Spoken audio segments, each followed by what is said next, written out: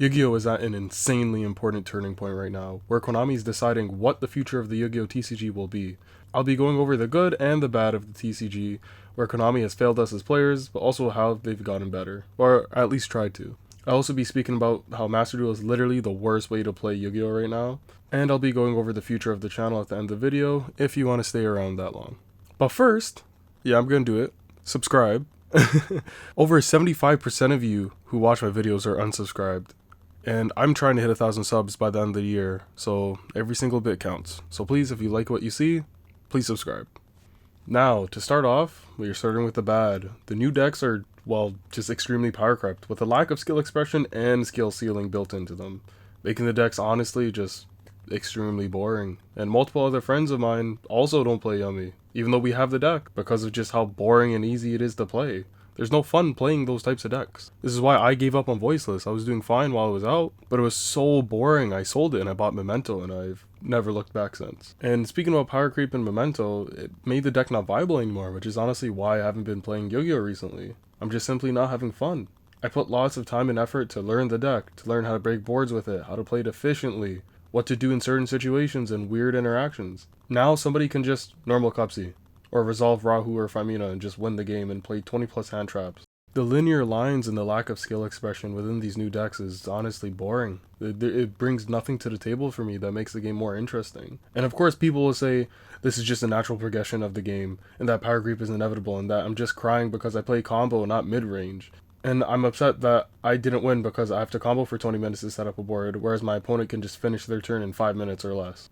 But there's actual, real life proof of this. Steven Santoli didn't even top the latest Toronto Regionals, and he's a well-known player, and a really good player at that, in the Yu-Gi-Oh! Scene. Even at Locals, my latest Locals, I went to go for a free Locals tournament, knowing that there won't be great players there because I'm learning a new deck. And this dude, who is usually, in all honesty, known to not be that great, is showing me attitude and thinking he's top dog because he just resolved Rahu and drew Fuelos every game on top of 3 hand traps. But if this was a previous format where Dracota didn't exist and he wasn't playing it and he was playing what he would normally play, it would be the quickest 2-0 ever. We're no longer seeing great players doing extremely well. And I'm not talking about like Jesse Cotton and Triff and Pack. I'm talking about just the good people at Locals, because that's what majority of Yu-Gi-Oh! Is. These guys aren't winning tournaments anymore because it's less about skill now and more about who can draw 3 hand traps plus 2 unstoppable engine pieces. Of course, you could say I'm just salty that I lost, or I'm washed, or whatever. But even in previous formats, I didn't feel like this. Even this format before this one,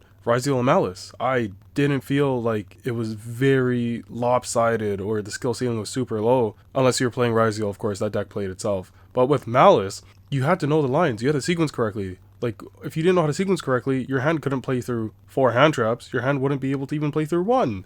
But there was a skill ceiling to it. And the way you interacted, since you didn't really have a lot of negates, it was mostly just removal and banishes, meant a lot. Your interactions had a lot of weight behind it. Of course, a lot of you guys will say Malice takes no skill, which I agree to a certain extent, but there was still thought behind it. And it's this poor deck design with linear lines and almost no thought to put behind those is what's driving me away from the game. It's my main issue with it. And Konami can design good decks. Like, just take a look at Branded. The new Branded support's amazing. The deck can't play more than like 12 non-engine slots, but the deck is still viable this format. And the release of the Chronicles and even the future release in Burst Protocol is going to make the deck strong, but you won't be playing 20 hand traps. You'll probably be playing 11 pieces of non-engine. And we can also see this, well, with, of course, Memento. The deck can't run a lot of non-engine, yet it was able to compete with Ryziel and Malice and honestly win against Ryziel more often than not because it was so well designed. You actually have to know what you're doing. You have to think about your lines. You have to freestyle. You have to understand what the deck does. And the end board wasn't super oppressive. It was extremely interactable. It was mostly just destruction and one change of heart with the occasional SP or spell trap negate. Decks don't need to be able to run 30 non-engine pieces. Sorry, I'm exaggerating. Like 20 non-engine pieces to be good. Decks just have to be well designed, not lazily crafted just to be able to sell the next set. We can also see that Konami is actually trying to fix this. They're trying to design better cards. We can see this with the new Legacy releases for Exo Sister and Rescue Ace. The Exo Sister cards are a possible interruption and potential engine piece, with the Rescue Ace support getting a well-needed end-board interaction piece with Rescue Ace Arbitrator. And hopefully Konami can continue to design cards like this that bring life to older decks, or at least new decks built around the same design philosophy.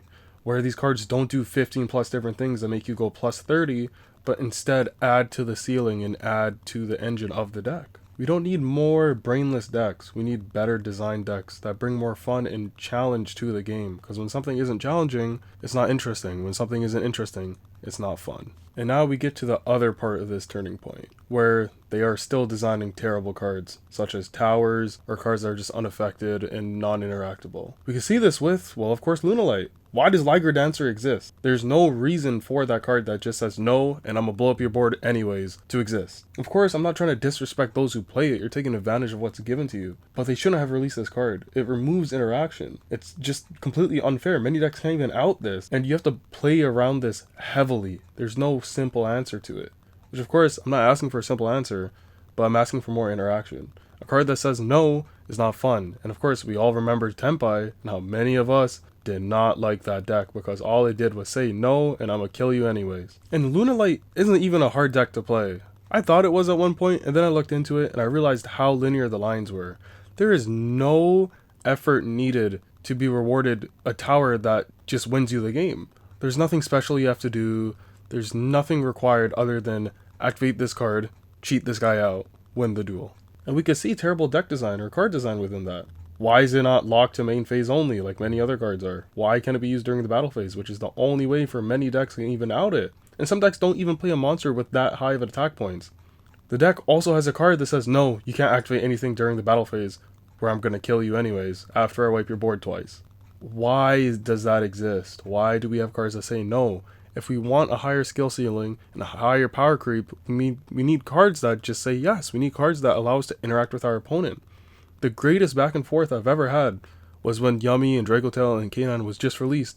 I played pure Yummy against pure Dracotail, and we had a 45-minute game 1. And it was honestly one of the best games I've ever played. We need more interaction. Of course, this was before those decks were solved and all the floodgates and all that and stupid, it was a great 3 days. And of course, we can still see that Konami isn't scared to make more non-interactive cards with Forbidden Crown. This card hasn't been released yet, and when it does, I'll still probably use it as much as I hate it. It's a defensive card that says no. Players can't respond with monster effects. It creates a tower that just sits on the field forever. And it's just not fun for the other player because you just have a card that allows you to interact less with the field. It seems that Konami doesn't know how to increase power within Yu-Gi-Oh! Properly anymore. So they've gotten lazy and they just make towers now because they think, hey, what if we make cards omni-powerful within the game? How do we make more towers? How do we make games less fun but better decks, again, to sell more sets? Of course, I understand Konami is a business. They have to make money. That's the whole point of a business. But eventually, if you continue down this path, nobody wants to play this game anymore. And you're not going to have any more people to buy the cards you want to sell. So selling as many sets now won't matter when if in 5 years, nobody wants to buy those sets, regardless, or any new sets you release. And removing interaction isn't increasing power. It's actually just lowering the skill ceiling required to do well. Konami has shown us that they're capable of both good and bad game design. It's at a point though where they're going to have to commit to one or the other, because if you release more interactive or more non-interactive cards, non-interaction will always beat out interactive cards, because cards that say no will always beat cards that say yes, which is the major turning point currently within the Yu-Gi-Oh! TCG. But there is some light, because we can also see that Konami is actually listening to us. Everybody used to complain about the price of entry to Yu-Gi-Oh! To actually come in with a competitive deck and potentially win games or just do well at local. Now they started reprinting meta cards consistently and earlier than usual. We can see this with Fuelos, Perulia, and Meowth. They've all already been reprinted, and they're all at lower price points than what they initially were at. Of course, Perulia and Meowth's still kinda high, but Fuelos, especially compared to what it was at before, is significantly more obtainable. They're even getting reprinted again in the Usaid structure deck that's coming out soon. And so now they're going to be dirt cheap to get, and now everybody can use them. Even Ash Blossom, Imperm, Effect Veiler, Nib, Thrust, Super Poly, all of them, they all got reprinted. Even the Bestial package got reprinted. Important meta non-engine pieces are getting more obtainable for those who can't afford them initially. So they actually heard our cries. They're actually actively trying to make the game more affordable for more players. We can also see this with the new emergency ban list that was just released to help address this terrible format we were just in. Of course, we could argue that maybe this was just to help circumvent potential formats that create even worse stream viewership or even more negativity towards YCS streams, because this last one was Not that great. So this might have been a business move through Konami, but nonetheless, we benefit from it. So if they continue to be able to hear community feedback and then adjust the game accordingly, especially in dire situations like this is a good sign that they're actually listening to us and that we actually have an impact on the decisions of this game. We can also see that they actually have the ability to communicate and listen to their community through the new format Genesis. They have consistent announcements, a whole blog dedicated to Yu-Gi-Oh! Genesis, and they are actively updating the point list based on community feedback and gameplay. What's to say they can't do this with the TCG? Or maybe they're using Genesis as a testing ground to hear community feedback before bringing it over to the TCG. Now moving on to Masterduel, which at the moment is arguably the worst way to play Yu-Gi-Oh! Right now. It might not even be arguably, it might actually be the worst way to play Yu-Gi-Oh! It's quite evidently shown through the declining player count that people are not happy with the game at the moment. What led to this, of course, was the release of Full Power Ryzeal and most importantly, Malice. But this format in the TCG wasn't this bad. Of course, both decks are extremely oppressive, but there are ways to deal with them. Lancia, Ultimate Slayer, etc, etc. Also, the end boards for both decks are honestly interactive due to the lack of negates. And if they do have negates, it's at most 1 or 2. The main issue, which we've always known has been an issue, and is everybody's favorite card, is Maxi. Maxi is just another card that says, no, you can't play the game. The reason why the Molcharmies are extremely liked by most players is because they don't stop you from playing. They either slow you down or actually make you think about your lines instead of just remembering the combo video you watched on YouTube. Shout out my in-depth Memento combo guide, go watch it if you haven't already. Maxi doesn't do that. It instead just makes you stop playing the game entirely. The worst part is when your opponent makes their full end board, then draw phase, activate Maxi, on top of like 12 plus interactions. And that's what makes the game impossible to play at a competitive level. You might be able to play into boards and break them with good hands, but Maxi just completely ruins any chance of it. Again, it's the lack of interaction here. It's also the fact that the existence of Maxi requires you to build your deck around it. You have to play 3 Ash Blossoms and 2 Called By. Maybe even play Crossroad Designator as well. The fact that you have to commit 6 to 7 card slots, maybe even more if you want to play Droll as a backup, doesn't promote creative deck design. If I'm playing board breakers instead of hand traps because I don't have enough non-engine slots in my deck, if I draw a singular Ash Blossom and a droplet, going second I'm not winning. One droplet might not be enough to break a board going second, and Ash on its own doesn't stop any modern deck. The Ash could have either been a second board breaker or another valuable engine piece. This is why I haven't been uploading or even playing any Masterduel. The gameplay you're seeing right now is from a few months ago when I was actively trying to grind Masterduel just so I could get content for you guys. But I gave up because Masterduel is just a terrible experience. It's no fun. They either have to deal with the Maxi issue or they have to release separate formats within the game, which they could easily do. They already do this with the festival events. Doesn't make sense why they can't just make it a permanent edition of the game. Just have a format where it's like TCG, have a format where it's OCG, have a format where it's Time Wizard, or Edison, or Go. It's not hard. All the data is already in the game. People have been saying the game's in while it's still in beta. It's still in like alpha. It's still in pre-release. That's because it is. It's unfinished. This is the easiest way anybody can play Yu-Gi-Oh! For free. And yet they put the least amount of effort into it. So the turning point for Masterduel is, well, to either do what the TCG and Genesis is doing and actually listen to the community and adjust the game on that, or they could commit to what they're already doing just to try to sell more gems. And honestly, if they try to sell more gems, nobody's going to want to play Masterduel. So here I'm going to talk about the channel feature. If you don't care about that, you can skip ahead. I'll have chapters enabled so you could go to the end of the video. So, as you could guess, I haven't really been playing much Yu-Gi-Oh! Memento isn't really viable at the moment. The new decks are just extremely strong and have an insanely high skill floor and a low skill ceiling. I honestly have no desire to play the game. One good thing though is that I completely skipped the Toxic Floodgate format we just had. But honestly, like, it's ironic coming from a combo player, but the new decks just do way too much. Cop C Plus is pretty much off of everything, and for some reason they can still Ibly lock you after setting up like 8 interruptions or more. Draco Till is quote-unquote the most fair deck of the new 3, but mid-range decks are supposed to be the hardest decks to play. Managing resources while setting up a smaller board that has a lot of recursion, and using those limited interactions at correct times to gain the most value out of them. It's a deck style that highly values knowing what your deck does, but also what the other player does. But now somebody can just resolve Rahu, Famina, or even Ketu, and then go plus 15 and win, while still having like 4 hand drops in hand. And don't get me started on how Famina can be used on my turn, turning into a pop 1 and a bounce 2. Like, that honestly doesn't make sense. One card shouldn't be able to do that, especially when there's 0 consequences to do so, and every reason in the world to do it. At least when I pop 3 with Creation King, I have to already have 2 other monsters on the field, and if they aren't monsters that do anything when destroyed, such as Sleepy, I don't really gain anything from it. I also have to set that up on my turn and not just get lucky and draw into it. There's a lot of skill that was just recently taken out of the game, which is honestly quite saddening. It makes me not happy when I play the game. It makes me quite bored, honestly. I still love the game though, and I do want to play it. That's why I'm making this video and why there's many other people making these types of videos. We love the game and are extremely passionate about it. We want to see it succeed. Now, what does this mean for the channel? Since I'm no longer really playing Memento, I mean, that's why most of you are here. You're here to learn this wonderful deck. Well, Memento isn't really going anywhere for me. I'm still going to have it. I'm not selling it. I'm not getting rid of it. It's just being temporarily retired. It's like Michael Jordan retiring from the Bulls just to come back to the Wizards. I'm probably not going to come back to the deck though until they release more support. Such as a Link monster, you know, you could use that, Link 2. Or more ways to fusion summon into more fusion monsters instead of just Sleepy and Memento Fusion. And if you hit one of those, we're kind of screwed. But sometimes we just gotta accept reality and move forward. It was never my goal to become a channel that only focus on a specific niche deck. My goal is to become a channel where people can come and get better at competitive Yu-Gi-Oh! As a whole. I want us to get better at the game in general and not just focus on something specific, or else we're not really getting better at the game. We're just becoming more efficient at the deck. So what does this mean? Well, I picked up a new deck. And I really want to play the game now. So everything I said just now was kind of maybe last week. But I picked up a deck that fits my playstyle. Branded. Yeah, I picked it up. It was dirt cheap. The Chronicles structure deck is amazing. It's such a wonderful product. If you haven't already, go pick it up. But I picked up Branded, also known as Memento 2.0. Or, well, really the original deck. Memento is like Branded 2.0. But it plays little non-engine. It's really hard to play. It's actually harder than Memento, to be honest. But it is extremely rewarding to get good with. And it's actually getting support.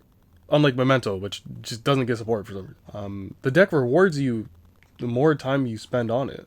So the more effort and time you put into it, the more rewarding it will be. There's no strict lines, and it's mainly a freestyle type deck, which is honestly what I find extremely fun and what I love. I'm not becoming another Branded Andy channel, so don't worry. There's already enough of those on YouTube, and I'm sure you're going to go to those if you want to learn the deck.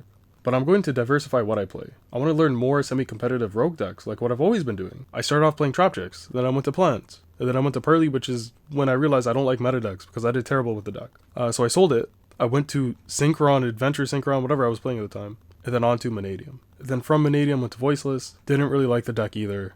And that's what brought me back to Rogue, and right into Memento's arms.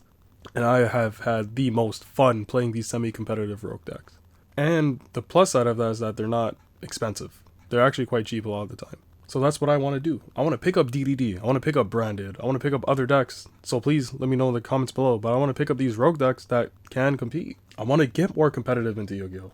I want to go to more regionals. I want to go to more YCSs. Actually, I haven't even gone to YCS, so I want to start going to YCSs. I want to record more live locals for you guys, because I know that's what you want to see. And that's honestly what I like to watch too. That's how I learned how to play a lot of the other decks. I would watch Pac play. Pac's live locals are like honestly amazing. If you haven't already, go watch it. You could get so much from it without needing to buy any of his products. But I need to know that you guys want to see those types of videos, which is why I'm going to start doing the 75% of you aren't subscribed, which 75% of you really aren't. Thing at the beginning of the videos like this one. That's how I know you guys actually like my content. That's how I know you guys actually want to see more, by subscribing. And if you don't like my content, then I'm not going to make content, as I'm not motivated to do so. Because if nobody wants to watch my content, then why would I make it? But hopefully you do. Hopefully you enjoyed this one, my other videos.